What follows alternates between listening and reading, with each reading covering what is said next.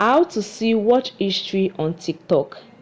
Hi guys, it's me again. Welcome to TechSolve, and today I'm going to show you how to see the watch history on TikTok.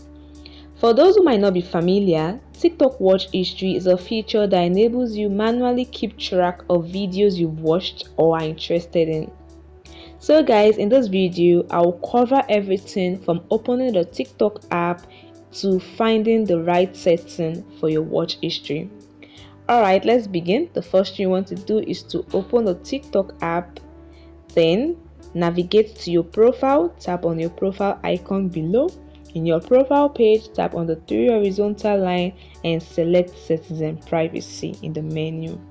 In the settings page, scroll down. Under content and display, you can see the option of activity center. You tap on it, and this page shows you your activity on TikTok, and you can also see the watch history option. You tap on it, and right here you can see all the TikTok videos you've watched. You can sort it, tap on filter by date to select the one you want to watch, the duration, last week, last month, or yesterday. You can scroll down to see all the videos you've watched on TikTok. You can also tap on any of the video to watch it again. So you can see, you can tap on it to watch it again.